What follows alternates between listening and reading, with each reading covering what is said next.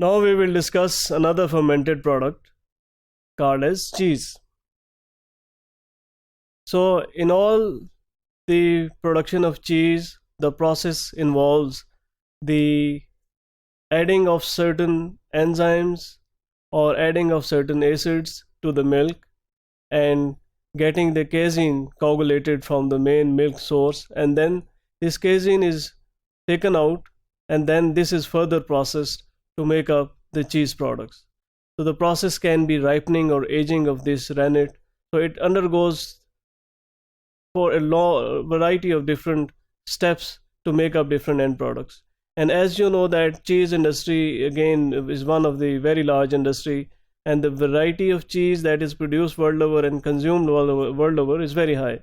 And again, it is also dependent upon different cultures and countries and cuisines that they consume different types of cheese. If we can classify cheese according to a very simple approach, that is the ripened cheese or unripened cheese. Although cheese can be classified in so many different ways, because depending upon the variety, huge variety of cheese that is produced world over, but we look at a simpler classification, and that is we can classify cheese according to the ripening process. So if it can be called as unripened cheese, and this again is termed as a soft cheese. The other category is ripened cheese that can have soft texture. It can be semi-hard and it can be hard. So within these broader umbrella, most of the cheese products are they are all covered almost. So we'll look at some of these examples where these different starter cultures or different processes are used for formation of these cheese. So if we talk about this unripened cheese, they are mostly soft cheeses because we don't process the coagulated casein when it is collected from the milk source. So that's why it would be, for example, most of our cottage cheese is an example where we don't do any ripening or aging process on that, and it involves Lactobacillus lactis or Cremoris, as we earlier said, or Leuconostics mesenteroides. These are the normally used or utilized starter culture which are added to produce soft cheese.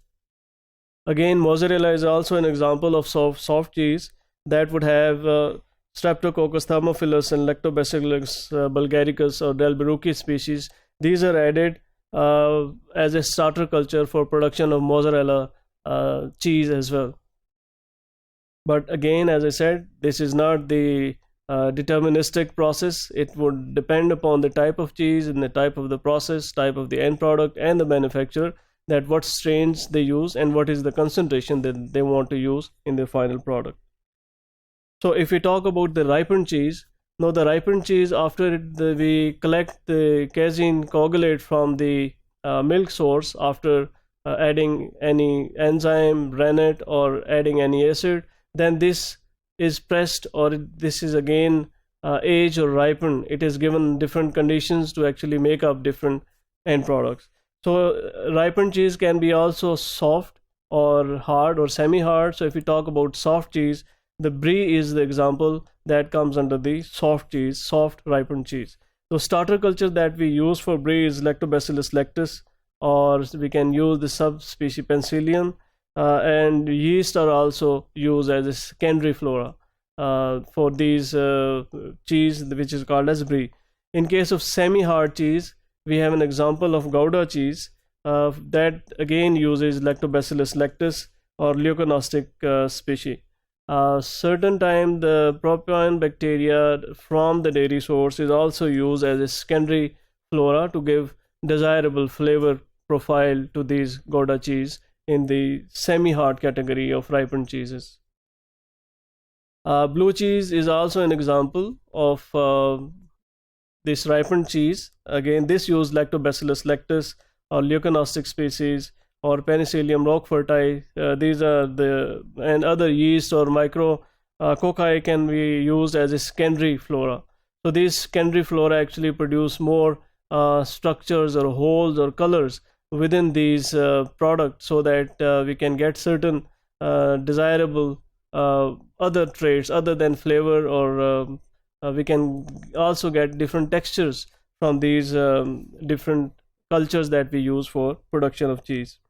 Okay, if we talk about hard cheese, example is cheddar cheese, that would be starting up with again the same starter culture, lactobacillus lactis or lactobacilli pediococcai. These can be used as a secondary associative flora that can be also applied to give certain desirable traits to these products.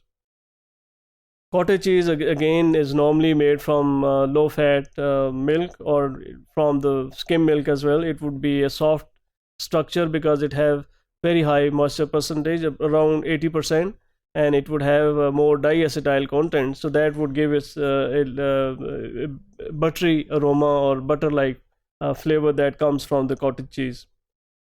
So if you look at the process of production of cottage cheese, we would start off with milk. We would pasteurize this milk to avoid any food safety hazards within the end product. So then after pasteurization, this has to be cooled down to temperature of 22.2 degree C or 70 degree Fahrenheit, and at this temperature we would add up the starter culture, and this starter culture, after addition into the product, this goes for incubation at 4.7 pH for 12 hours. So we have to adjust the pH, and then incubation time has to be controlled depending upon the processing conditions. Once we have a firm curd that has been set, these are then cut into smaller cubes, and these smaller cubes can be cooked at a temperature of 51.7 degrees C for 50 minutes or more, depending upon the kind of end product that you want. So once we cook this product, we would be draining off the liquid that gets out of these cubes, and then we keep on heating and stirring this product, so that at the end we come up with a dry curd product. Then this dry curd can be added with further additives depending upon the kind of end product. We can add certain salts. We can also add creams or preservatives to have longer shelf life to this product, and then these products are packaged into the desirable packaging boxes or the materials, and then this can be refrigerated for later storage and selling.